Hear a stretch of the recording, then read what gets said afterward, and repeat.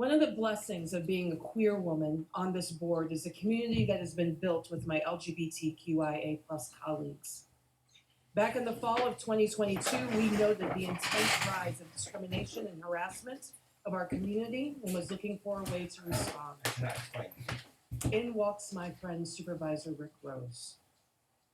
Supervisor Rose contacted me and Supervisor Ritt to work with him on finding spaces to protect our trans and non-binary community in Dane County.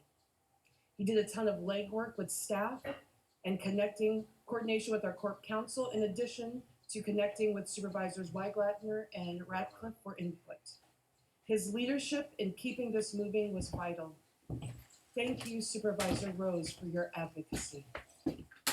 I want to thank the forward-thinking legislators in Kansas City who created this legislation. We as a group were able to utilize that language to create a resolution for sanctuary here in Dane County for trans and non-binary youth.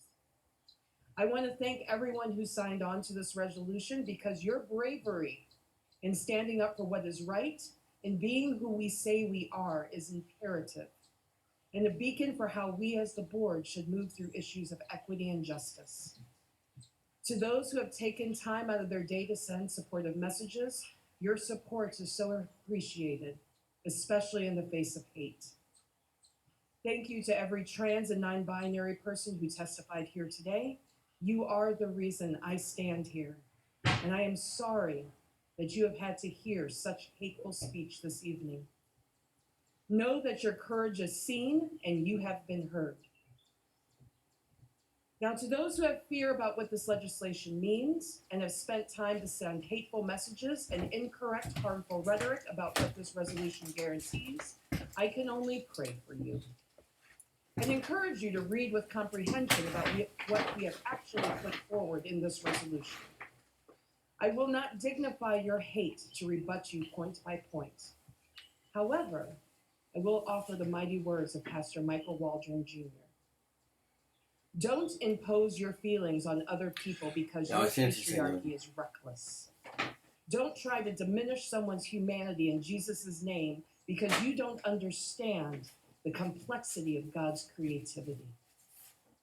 We do not have to agree on spirituality or dogma, because Jesus was very clear about the separation of the church from the state. Even in Mark 22:21, Jesus states, "Render unto Caesar the things that are Caesar's, and unto God the things that are God's." No one's faith should dictate the rule of law, nor should one's faith dictate how patients and medical professionals move forward on medical and gender-affirming procedures necessary for a person's well-being and mental health. Trans and non-binary folks and their loved ones are watching their rights being eroded daily and are being subjected to verbal, psychological, and physical abuse. That is unacceptable. It is our duty to ensure that our citizenry is safe from radical religious dogma meant to harm and destroy the well-being of the most vulnerable in our community.